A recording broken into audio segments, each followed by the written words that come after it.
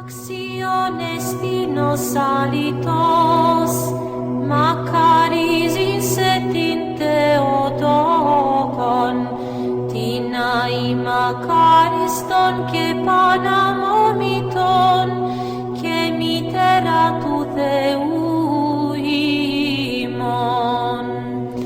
Tintimio teranton cheruvim, ke endoxoteran asinkritos ton seraphim, Tina diaptoros theon logon tekusan, Tinondos Theotokon, semegalinomen. Good afternoon. This is today is Boxing Day in Canada. There's always been a great debate over what Boxing Day meant. Whether you got tired of hearing the kids make a lot of noise and box their ears, whether you boxed up the leftover food actually from your Christmas dinner and put it out on the porch or someplace and poor people could come and help themselves to it. So it's a federal holiday today here in Canada. I was going to talk about another series on a part of the series on the conflict between ethics, morality, and law. I was going to talk about this little lamp first. You see the wise and foolish virgins parable in Matthew 25, and about carrying the lamp, some with oil to the lamp, some without.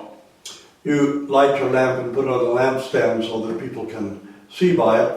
Several times the lamp is mentioned in the Gospels. This is a typical oil lamp from Roman Palestine and Judea in the time of Christ, and to fill with oil, and then you'd make a wick out of whatever, probably twisted wool or cotton in those days, or even some kinds of wood or things that people would find if they were fortunate enough to have oil and a lamp. So I thought that might be of interest to some of you to see what that lamp that's spoken of so often in the Gospels actually looked like. This, I brought this from, it came from Palestine, from Israel now, but it was stamped as a type, authentic type from Roman Palestine, Judea, in the time of Christ. Today, though, I was going to again speak about the conflict that arises. I think my last broadcast I called tsunami, because there's a huge flow of things now that, in the West anyway, that form a conflict between law, ethics, and morality. Morality and ethics aren't always the same thing. They don't always go together. Ethics are sometimes rules and regulations by which an association is governed, such as medical ethics, legal ethics or law ethics, things that might be done somewhere but not in that particular trade, not in that particular profession. And ethical behavior is behavior according to these rules that have been worked out by, sometimes by a special interest group or a group of professionals who formed a guild or association. Law in a democratic society isn't always based on someone's religious morals or morality or system of morals. It's based on other premises that have to do with democracy and with civil society. So we can't always try to fuse the two. If we did that, we would have to first abolish democracy itself. The case before the Supreme Court of Canada at this time is about assisted end of life, as they like to call it, not to be confused with euthanasia. Euthanasia can be terminating a person's life, not necessarily with their permission, but because one thinks they're in a totally vegetative state, that they're in a great deal of pain and suffering, and you want to end their pain and suffering, but they haven't requested it. That, of course, is a kind of homicide. When we talk about medically assisted end of life, which is the case before the Supreme Court at this time, we're talking about a situation in which a terminally ill person has entered into great suffering or considerable suffering, and they're of sound mind and very competent, make a request to have a medically assisted termination of their life, because they're going to die anyway, but they're going through this great pain and suffering, and they reach the point where they've had all the pain and suffering that they wish to tolerate. The system for doing that in most countries where it's legal, and in the state of Oregon where it's also legal in America, requires 3 doctors to all hear the patient's request and desire, and all 3 to take a decision on it. There are other safeguards and protocols. Now, in those jurisdictions such as the Netherlands, the state of Oregon, where assisted dying is legal, we actually have very few cases of it. And the number of cases in the Netherlands has actually decreased over time.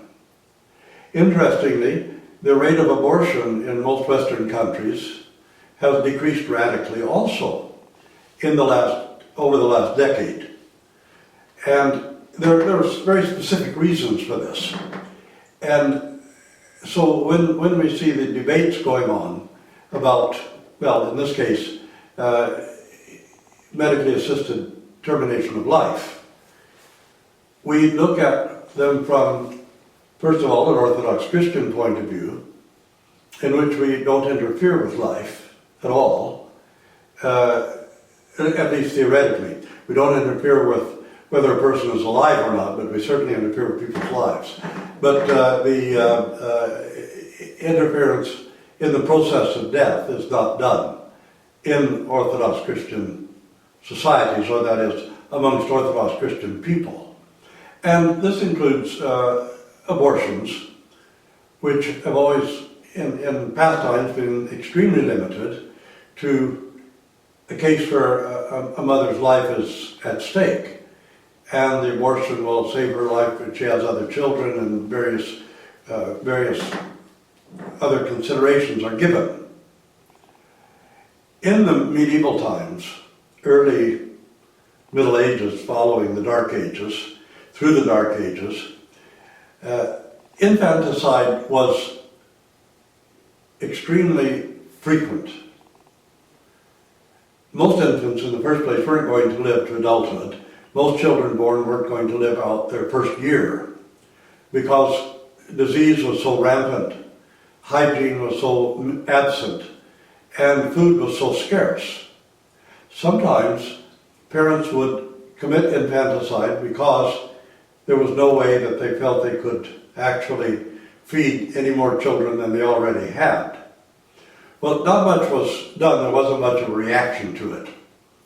By the time the Dark Ages came to an end and the early Middle Ages, by the late Middle Ages,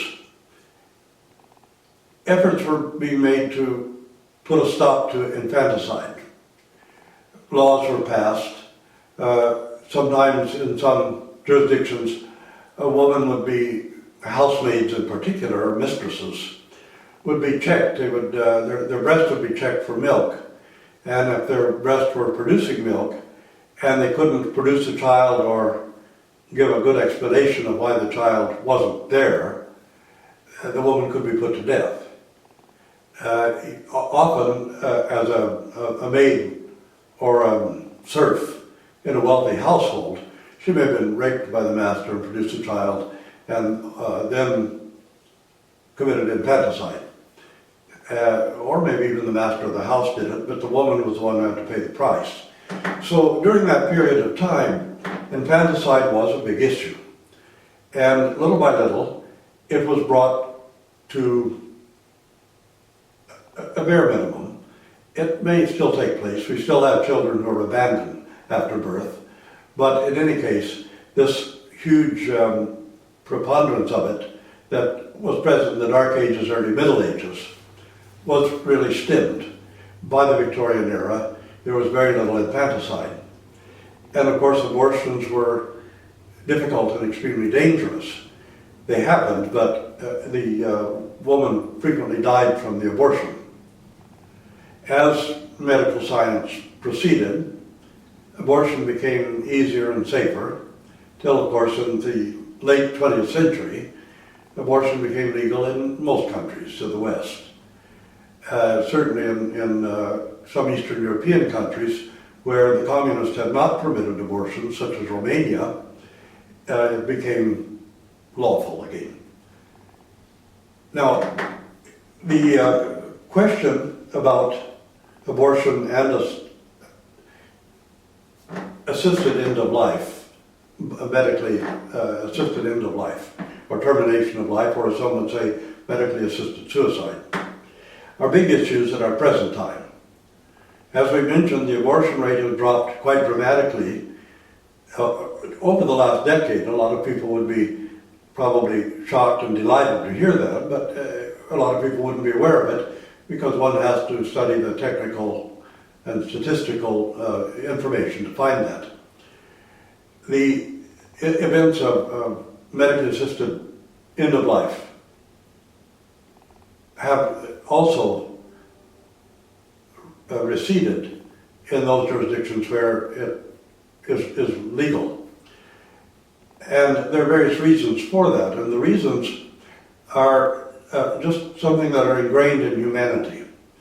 The difficulty in convincing oneself to bring an end to one's life, the difficulty in family of accepting that, and better palliative care, better medical care. One reason that abortions have declined is that conception control is being used more broadly. And conception control is certainly preferable to mid or late term abortions, or abortions at all perhaps. And while some people would argue that conception control is a kind of abortion, I think that's a tendentious argument. I don't think it can be sustained. The number of spontaneous abortions that take place are really quite high. It's really a very high percentage of impregnations. And consequently, this is something that people could argue at length. It isn't really our subject now so much as medically assisted suicide or medically assisted termination of life among severely suffering peoples. How this question arose before the Supreme Court of Canada, because the Superior Court of British Columbia heard an appeal from a woman with ALS, supported by other patients with ALS and a few other terminal illnesses, that not allowing her to have a medically assisted termination of her own life contravened her rights under the Constitution. The Superior Court of British Columbia agreed with her that the Charter provides certain rights and that denying her this choice, when she was perfectly competent and clear-minded to make the choice, contravened her charter rights. The federal government, of course, appealed this decision. First of all, I think most of the members of the cabinet don't agree with it, or at least don't like the decision. But also the federal government, when it's faced with a situation like this, has to refer it to the Supreme Court for an actual legal decision. Remember that the courts in democratic societies are there in part to protect the rights of minorities. It's something that's often not understood in democratic societies themselves. The Civil Rights Acts in the United States, many were mandated by the Supreme Court, because the Supreme Court is there also to protect the rights of minorities in the United States. The same pertains to the Supreme Court in the United Kingdom, in Australia, New Zealand, Canada, and other nations which are based upon British democracy. So the question now before the Supreme Court is not a debate about the moral essence of medically assisted termination of life, not even about something ethical, but about law, strictly about law, pure and simple. Does the Charter give a person a right to do this? Is denying a person under the proper circumstances, that is clear-minded, competent, is it a contravention of that person's rights not to permit them to do this? The ethical question then would arise among medical professionals. And that would be something that medical professionals themselves, there would be many who would refuse to participate in the medical termination of life on ethical grounds. So the conflict here now is that the Supreme Court has to respond to this question without giving consideration to ethical or moral issues, but strictly according to law. The medical profession would then have to deal with the question, should the Supreme Court agree that people have the right to take this decision, the medical profession would have to allow its members to respond according to their ethical sense. And ethically speaking, doctors do not like to lose patients or to terminate life. So this is a purely ethical question. Now, Orthodox Christians aren't alone in raising the moral issue of it. So we have three compartments that are not going to actually speak together. You see, this is one of the great changes that have taken place in the world around us. And one of the things that we struggle to respond to from a Christian point of view.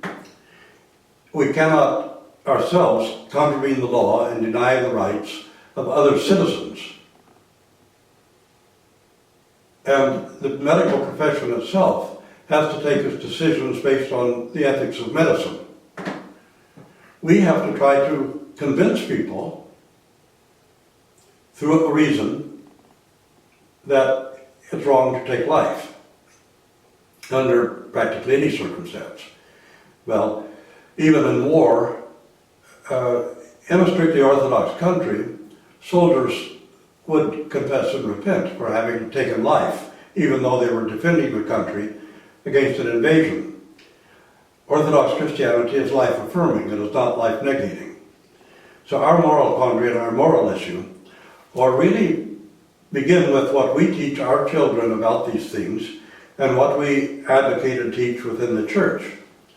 We know that a lot of Orthodox Christians have abortions. We know that one of the highest abortion rates in Europe, two of them anyway, are Romania and Greece, which are theoretically Orthodox Christian countries. So the moral issue for us is very large. We have to respond to it with education more than anything else, with making our understanding known amongst our own people, first and foremost. And we can make moral arguments when a court hears a case. But ultimately, the court has to hear the case based on the law itself, on the Constitution, on the Charter, Canadian Charter. And it cannot take into consideration various religious concerns because they don't impact on the law itself. Medical doctors have to take their decision, first of all, based on medical ethics.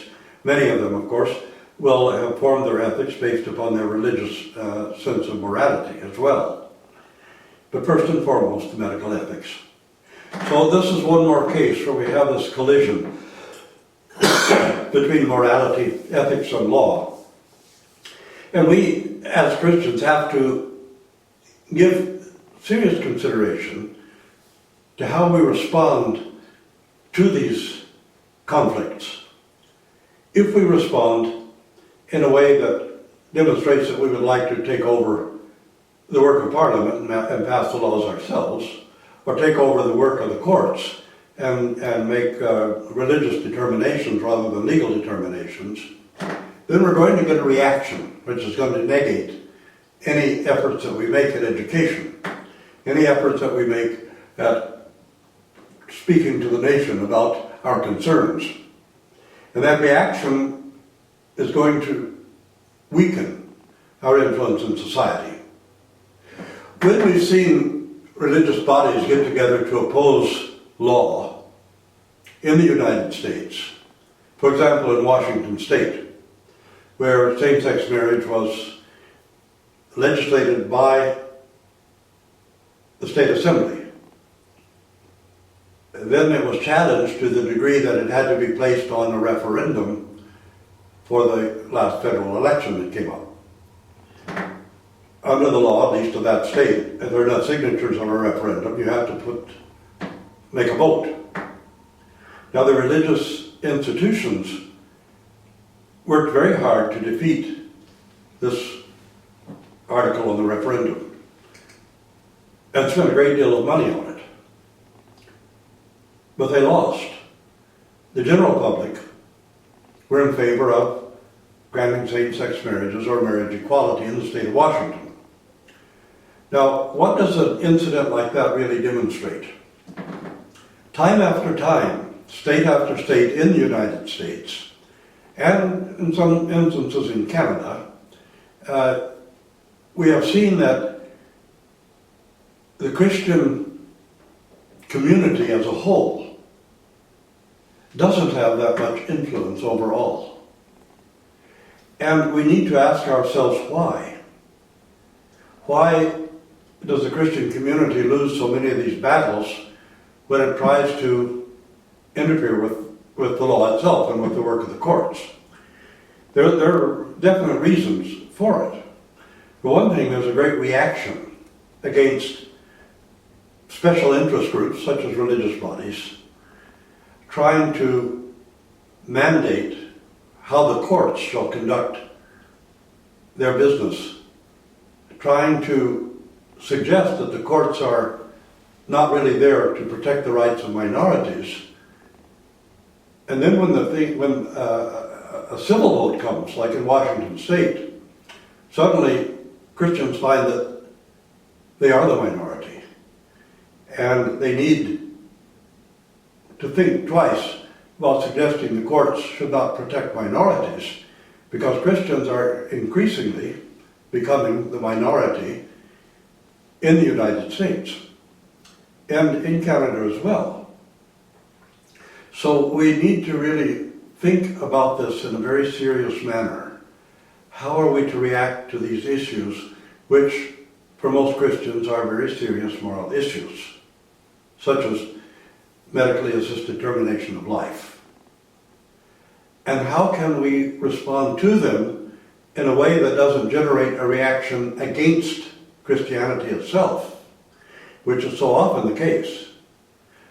How can we have greater influence in society without trying to subsum or overthrow the rule of law, to try to form a theocracy of some kind, a dictatorship of one or another religious group, to interfere with the works of the civil courts, and to insist that the courts are activists when they don't agree with us. When they do agree with us, of course, they're not activists, they're just doing their job. That doesn't work, because nobody falls for that. So how do we actually handle this? How do we respond to it? Well, let me hear from you.